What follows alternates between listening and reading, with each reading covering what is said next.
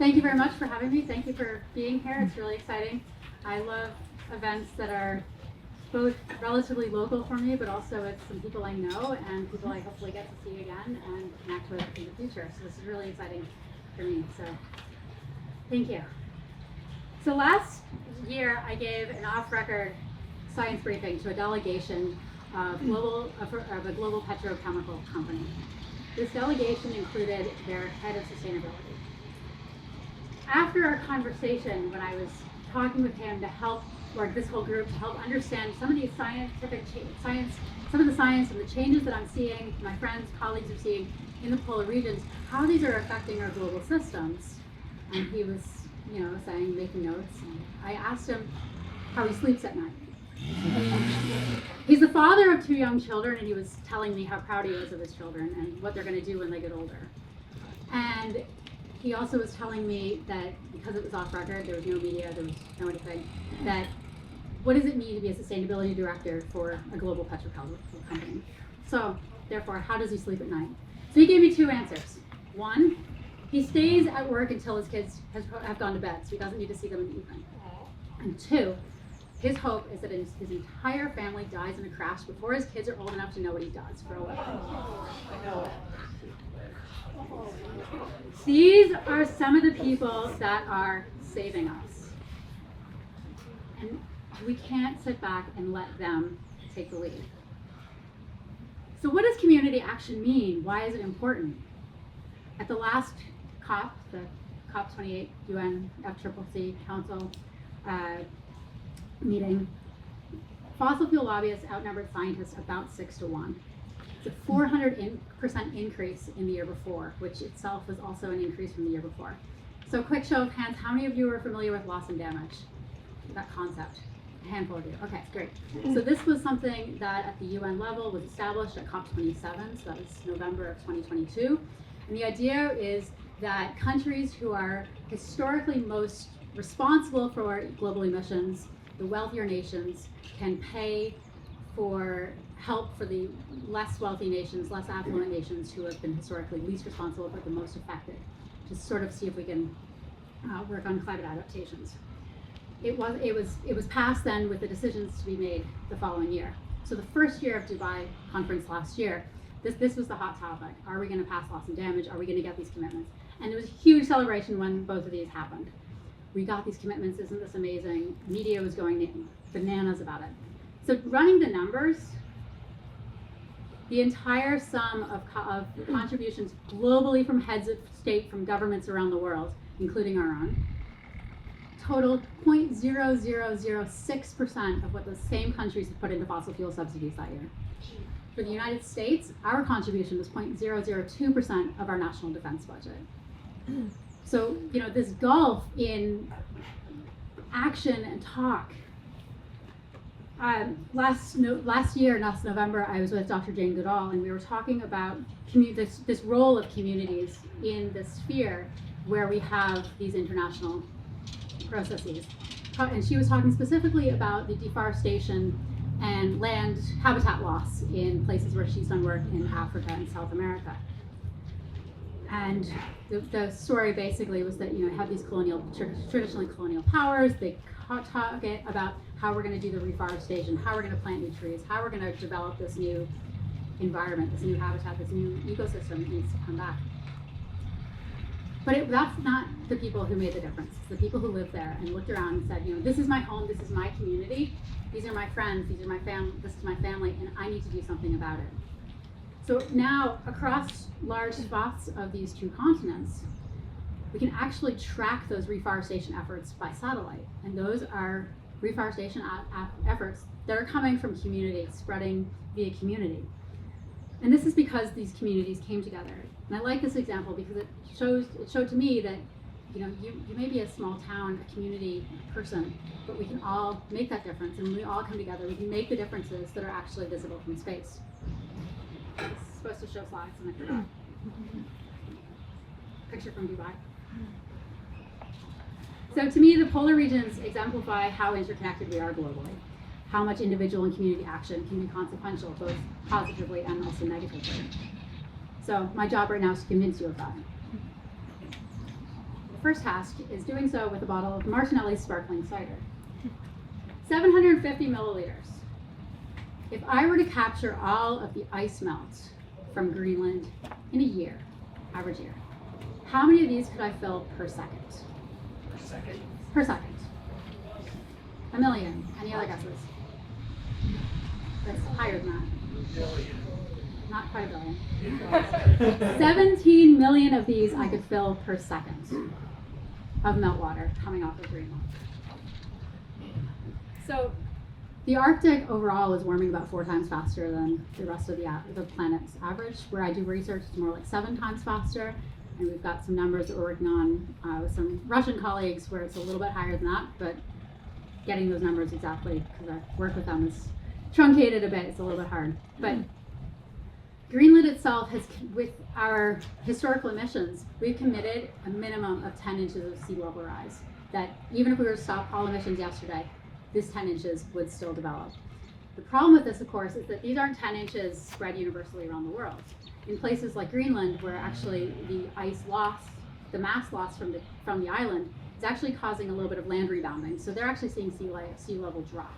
But due to ocean dynamics, physics, et cetera, where these 10 inches are magnified, or in places like the South Pacific that are already impacted heavily by sea level rise. So for them, those 10 inches might be double that.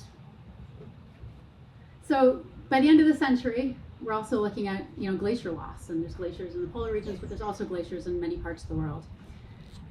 If we keep to our 2 degrees, 1.5 to 2 degrees, maybe we're looking at 50% of glacier loss. That's fresh water for billions and billions of people. In what we term as sort of the third pole is the Hindu Kush Himalaya region in Asia. And right now we're looking at maybe 80% glacier loss there. So this, with our current carbon trajectory, so this is the sources of fresh water for countries like Afghanistan, Bangladesh, Bhutan, Nepal, Pakistan, India, China. So this is just a fun sort of community example from this area. So 10 years ago, an Indian engineer by the name of Susana Hancock started to think about how do we keep this snow around, this glacier melt around a bit longer, because it has historically sustained both us as in our communities, but it is also important for the agriculture. And right now we're seeing this melt earlier in the year. This is a place, Ladakh, India, where he lives. They get 2 inches, 50 millimeters of rain a year, and they can't live on just that. So they need this ice. So he developed this ice stupa, which is basically a mound, stupa being a mound or a relic, shrine of sorts. And it's I said relatively new, it's been in the past 10 years, but the idea was to create this body of slowly melting water that could last for months to tide over in these dry seasons for the agriculture, water that otherwise would run off and wouldn't be able to be harnessed or saved for the communities.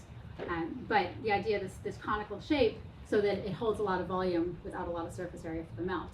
And they now have community competitions and school competitions to who can build the one that will last the longest, who will build the one that will keep a certain amount of water available for our communities as long as possible through the dry, arid months.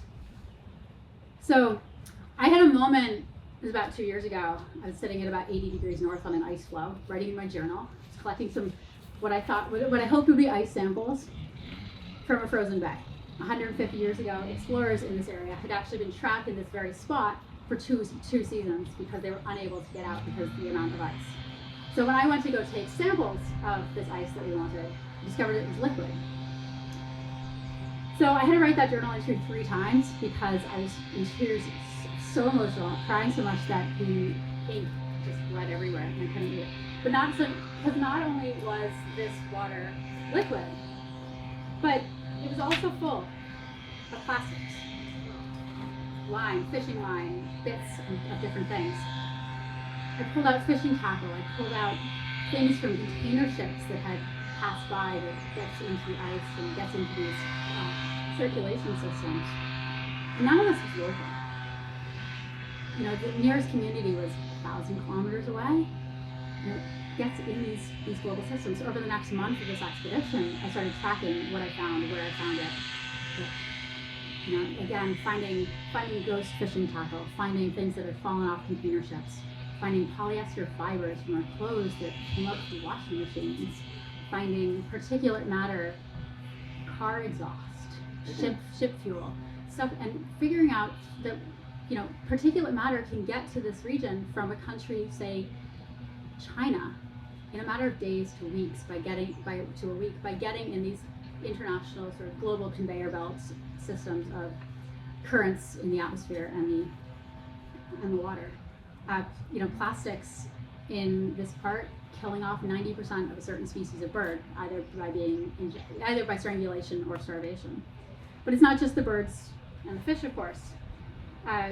Discovered that in an area where I want to say it's so pristine, I don't see anybody, don't see contrails, planes in the sky, but our water which we get from melting snow and ice is full of PFAS. So the same PFAS that we're dealing with here has gotten into everywhere around the world. So while humans may be 0.01% of the global biomass, we literally have touched every part of the planet. So on one of my expeditions, which was actually to retrace this expedition to the North Pole from 150 years earlier, saw to be the first there. They failed because there was too much ice after they got freed from their two-year-long hold. They realized they couldn't actually get through the sea ice eventually and couldn't make it to the North Pole. We failed for the other reason: there wasn't enough ice. So we faced storms that were unseasonal, that snapped our tent poles, route changes from unstable sea ice, and eventually, glaciers that were ripping apart and creating crevasses where we didn't know these crevasses would be there. And finding polar bears in areas where we weren't expecting them, which is a delight to discover when you're in a whiteout blizzard, thinking that you're in a pretty safe area. But eventually we ended up having to actually get a rescue off the sea ice, which luckily we were able to do with advance. We realized what situation we were getting ourselves into and had some communications, had a home team, had ongoing chats to make sure that we did it without inconveniencing as few people as possible before it actually became a disaster.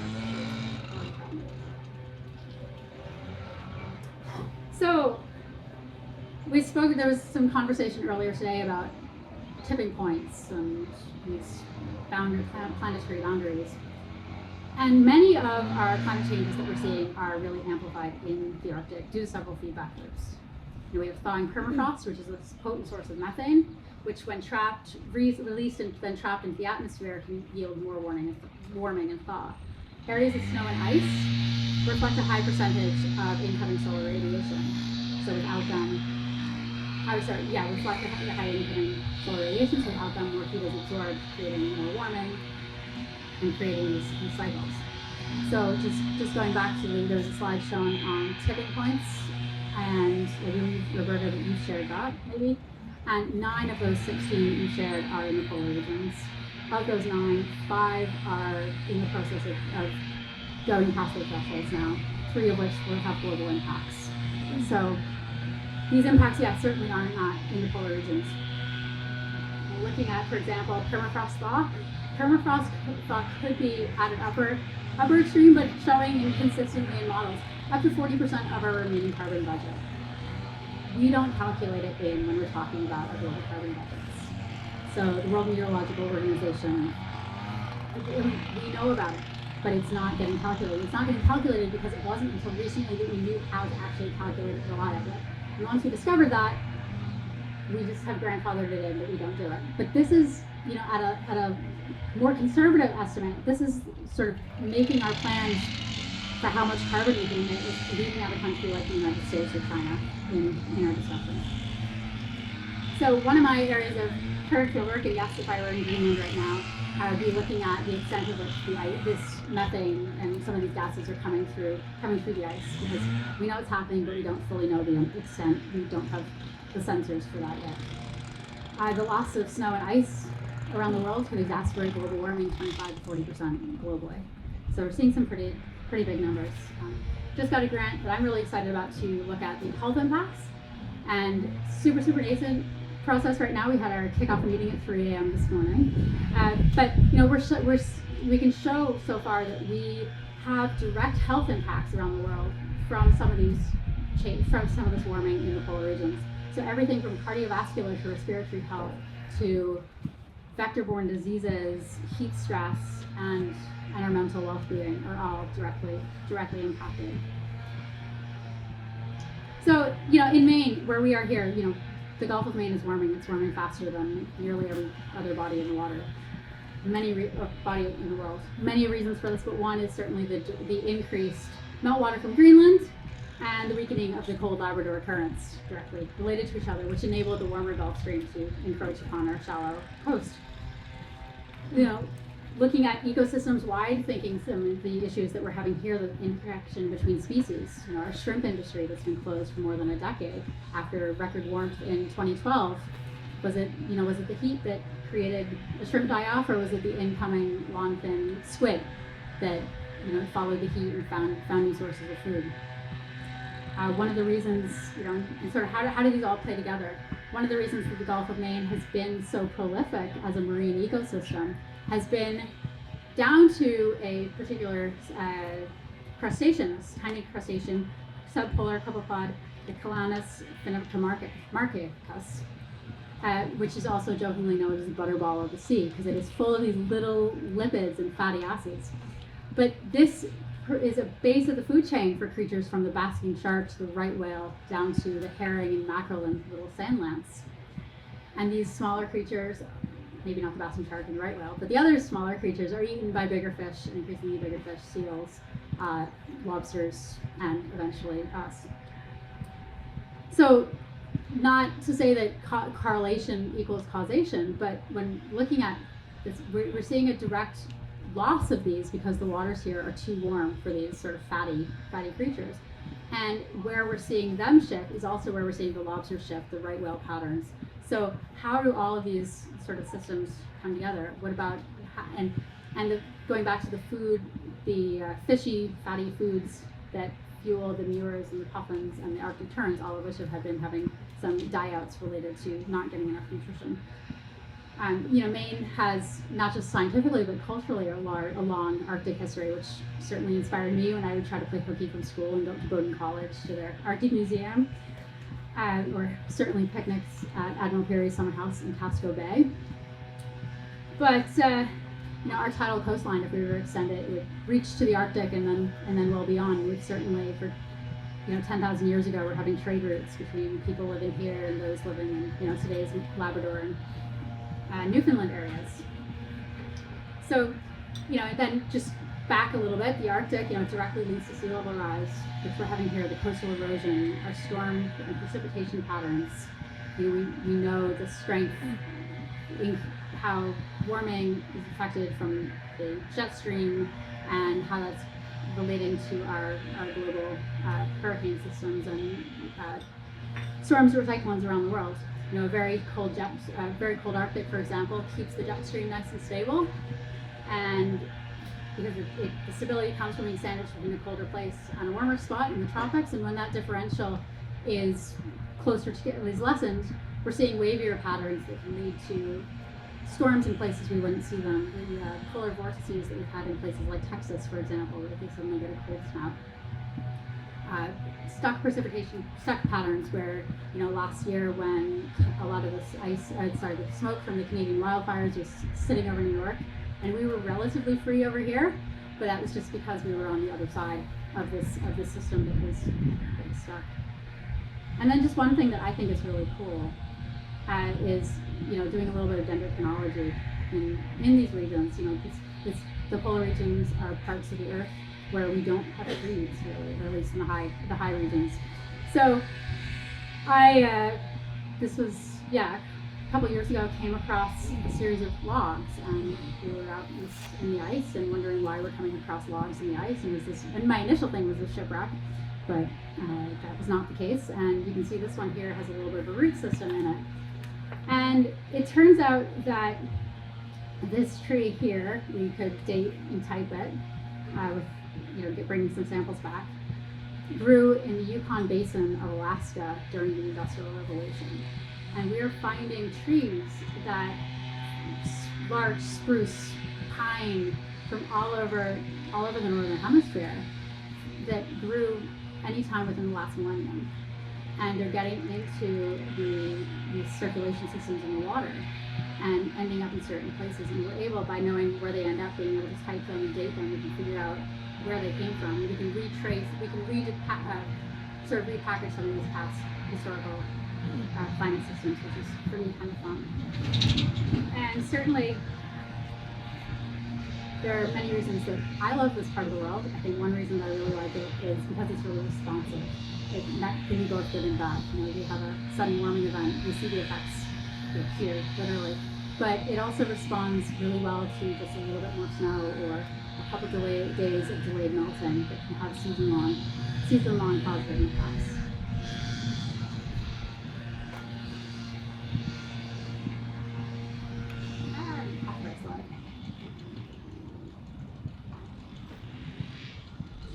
Right, so this is a snap from last year's UN Offshore Pacific Conference in Dubai from a protest on sea level rise. Basically, if you read the news around last year, there was a lot of discussion not about what's to do about climate, but is climate even a problem, and are fossil fuels even related to this? And we're getting into all these discussions that had no business actually being there. So, along with some other polar researchers and scientists, we got permission from the UN to basically go in and interrupt some of the proceedings because of the strength of the fossil fuel lobby. So together with one other person, I ran around Dubai and we made a sea level rise. We went out. So here I'm standing in a meter of water off of Palm Jumeirah, where all these fancy places that are has built for 30 to 50 millimeters of sea level rise, which is, you know, not nearly enough. But we ended up creating this campaign where we ended up in the actual negotiations by the end of the week. So it's kind of fun to do. But you know, this conference is the third conference that this upcoming year is the third conference to be in Azerbaijan. That's going to be held by a petrochemical state. Azerbaijan, 91% of its exports last year were petroleum products. So, you know, are we having our third year of, you know, Big Tobacco hosting a conference on lung disease and figuring out what to do about it? So, yeah, you know, it's definitely hard being there. Definitely cry, definitely take my antidepressants, you know, go for some long runs. But I think I did have the other slide. But yes, I think what gives me hope is, you know, coming to places like this and seeing everybody where we're really working at this, both international to local and everything in between. So seeing everybody here this weekend and getting to participate. So thank you very much. Yeah, so, you know, where I get to work in the international negotiations, you know, we generally know what we need to do. There's very much consensus across the board. But I do keep coming back to the idea that the first two unanimously ratified treaties from the UN were both climate related. So we had the Vienna Convention and the Montreal Protocol on ozone and how to deal with the ozone. And you know, we look at some of the issues we're dealing now with the climate, and they're huge compared to what triggered that research back in the 80s, 70s and 80s on those two protocols. You know, people coming up and being concerned about skin cancer, being concerned about agriculture. But you know, we figured out what the problem was, we knew how to act, we acted, and we had universal support from everybody around the world. And the idea that what brought everybody together at that time was environment, to me is a very powerful thing. So in some ways I think the climate crisis is an easy problem because we know what the problem is, we know how to fix it. But at the same time, you know, physics has the upper hand here, and it will win if we let it. So, you know, we can't do any of this without individuals stepping up, and so it's great to be here in Maine, where we get to come to things such as, you know, this event with the Center for Ecology-Based Economy, and places around the world, because you know this is our planet, and it's up to us to make it work. So thank you very much.